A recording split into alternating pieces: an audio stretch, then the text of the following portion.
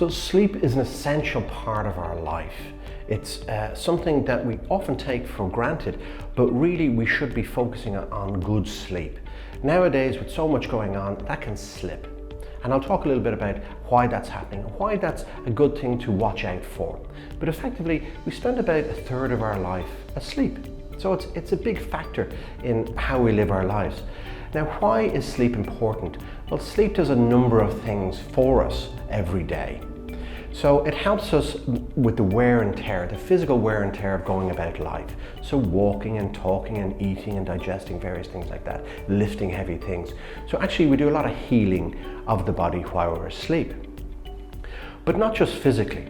Throughout our day, our emotions are shifting, we're being stimulated, we're reacting to various things that are happening. So there's a lot, especially nowadays, in terms of our emotional content. Actually, when we're asleep, it helps us process some of that, move it on, move it through our body, give ourselves a break from being, for example, overly emotional in relation to what might be going on presently.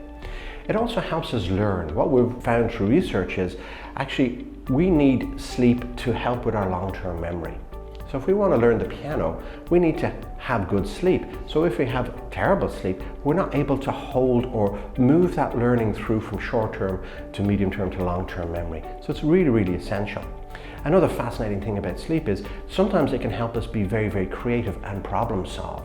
If we get into the right frame of mind before we go to sleep, many scientists and researchers have come up with great solutions while they were asleep. They actively went into their sleep thinking about it, and they came up with the answers when they woke up the next day. Many a musician has written a fantastic song or heard a melody while they were asleep and then took that into their life the next day and made something out of it. So sleep is hugely important in terms of how we go about life, and especially with our lifestyle changing. If we go back in time, we were doing a lot of physical activities, so it was quite easy to go to sleep because we were just tired. Nowadays, we do less physical activities.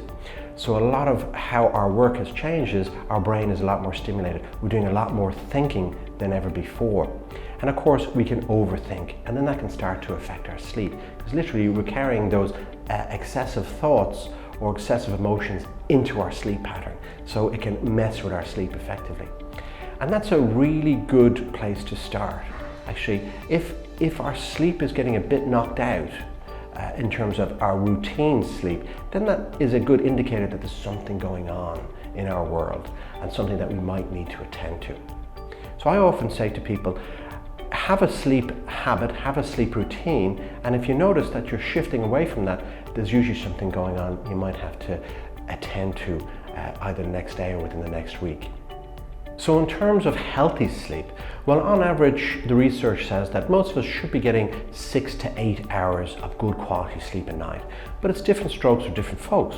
It's not to say everybody has to get 6, 7 or 8 hours. Some people do very well on 4 hours. Why? Because they always have. It's what their routine is. It's what they're used to. So it's not about trying to increase sleep, but it's about getting to the routine that you know that works for you. So if it is 6, 7, 8 hours of sleep, and then you find you're waking up at various different times during the night and you cannot get back to sleep, then you know that your routine is being messed with and is changing. You need to then change it back to what works for you. But again, it's a good indicator to ask yourself, to do some reflection. Why is my sleep being affected? What's going on that's causing this shift or this change? And just by slowing down and reflecting that, you'll get some answers and you can make a plan of action from there. But sometimes it may be that actually your body has got a lot of stress chemicals swashing about, and even thinking is not so easy to do in terms of quality thinking because your head is working too hard. There's too many thoughts coming in. So what I usually recommend is if your sleep is getting a bit out of whack, there's some very simple things you can do to readjust it and bring it back to your routine. One of the first things is to go to a sauna. So if your sleep was out of whack, all you need to do is go to a sauna maybe twice a week and it will start to readjust itself. Now, why does that work? Well, it's working because the stress chemicals in your body are the ones that are preventing you from going to sleep, in particular adrenaline and cortisol. Now, one of the best ways to shift adrenaline cortisol is to literally sweat it out of our skin. And of course, our skin is the largest organ in our body. So if we can passively sweat out these stress chemicals, that will give our brain a break. Now, a lot of people mistakenly think, well, I'll just go to the gym and do some exercise. Now, that will help temporarily because you will reduce some of the stress chemicals, but you'll also be using adrenaline to lift heavy weights or go jogging. So you're not actually attending to the underlying adrenaline, whereas just sweating will do it. Failing that, if you can't get to a sauna, a hot bath. The old wives' tale actually works. So if you have a hot bath a couple of nights a week and just relax and know that you're sweating out the stress chemicals, your sleep should adjust. When our sleep gets out of whack, it causes us more stress. And when we're more stressed, it tends to affect our pain levels. And when we're in more pain, physically or emotionally, it starts to affect our sleep. So we can get caught in this vicious cycle, which can lead to what's known as a chronic illness. So if we're too stressed, we're not going to sleep well. If we're in too much pain, we're not going to sleep well. But also, if we're not sleeping well, that's going to cause us more stress and more pain. So there's the vicious cycle. So it's a really good indicator of your health and well-being is the quality of sleep. Not necessarily the length, but the quality of sleep is so very important.